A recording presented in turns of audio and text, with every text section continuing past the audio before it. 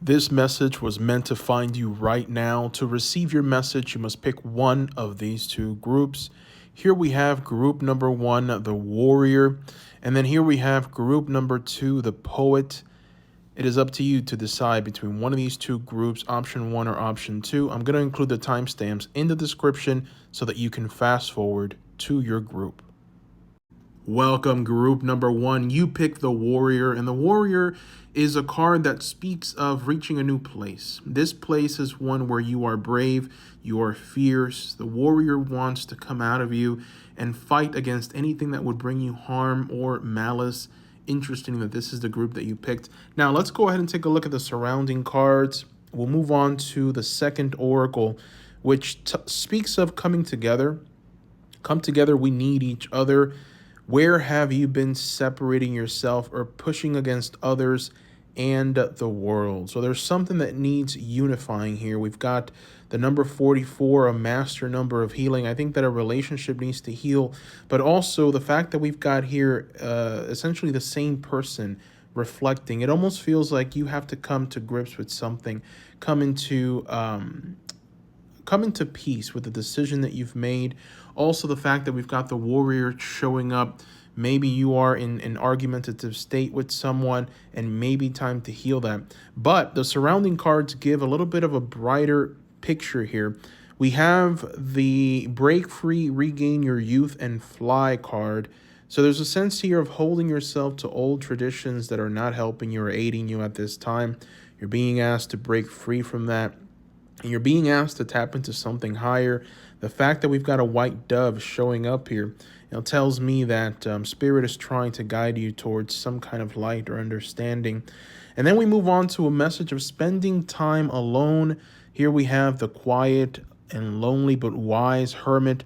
And the card reads, all decisions must be made by yourself. Give yourself the time and space to seek the answers within rather than without.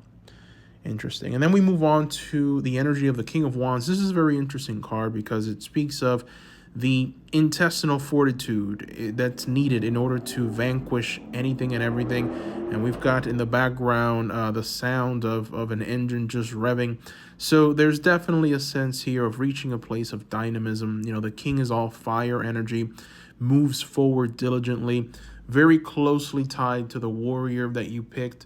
So give into an energy where you are the leader. The King of Wands is the King of Kings. Be the leader in wherever it is that you are. This could be in your work. It could be in your family. It could be with your relationships, some kind of business venture, but be a leader. And then we move on to the Four of Pentacles, laying the strong foundations underneath you so that you can build on top of them.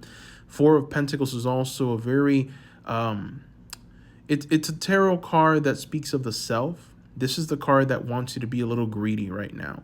It's not time to overindulge, and it's not a time to give. It's a time to save. It's a time to possibly make wise investments. Could be in the market, could be in your business, it could be with relationships as well. The fact that you are being told to spend time alone and to maybe distance yourself from some kind of chaotic energy that would maybe summon the warrior within you. This is advantageous, but ultimately the Four of Pentacles wants you to reach a place of balance in all areas of your life. Be greedy for a time. This agreed, it may seem bad, but it's ultimately going to help you. Maybe you're someone who gives too much. The King of Wands is very dynamic and powerful, but there is a limit to how much you can give. There is a limit to how much you should be putting out into the world. And sometimes a recharge is in need. Freeing yourself from responsibility, right? Regain your youth and fly. It almost feels like some of you have just been too focused on other people and other things instead of yourself. So the message is pretty clear. We go right back to you finding yourself with this number 44. Number 44, again, master number, the number of healing. Very powerful message for you, group number one. Welcome, group number two. You picked the poet as your group, as your archetype. The poet is essentially, the poet lets his imagination run free. And in many ways, this card is asking you to give into this energy. The poet's words essentially concentrate and distill, making visible the ethereal, bringing focus to beauty, and inviting us to pause and to consider what is before us. This is an elegant romantic. He merges with this sense of just richness, with experience. This is the poet who synthesizes the essence of every moment, essentially making the world more vibrant. This is the energy that you are to bring into your life right now. Now we're going to go ahead and move on and take a look at the other cards around here. We have card number 25 of the oracles. It's all in divine order. Allow. And a question to ask yourself: how can you relax into the flow and go with the current life? Seems like some of you are having trouble getting into that flow and just accepting your current reality and being in the moment as much as possible.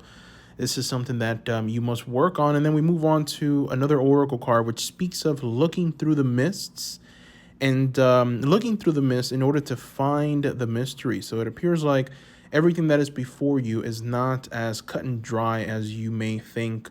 There's illusions. There's certain things that maybe you've thought of or opinions that you have that aren't 100% correct. So it's important for you to try and look through any situation and try and find the answers. Now, this is going to require work. We've got the Ten of Wands showing up here. This is the card of forward moving momentum and dynamism. The Ten of Wands is the card that tells you, hey, get up and get things done. Now, the Queen of Cups wants you to know that you are powerful and that you have everything that you need right now to make whatever this journey is a successful one. Again, we did get the poet.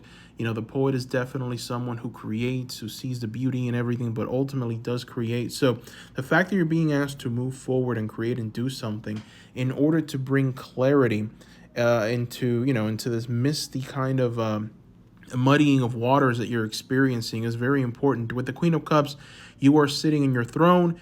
There's emotional stability. There's a sense of calmness and mastery of self. This is who you are. You have everything that you need to succeed.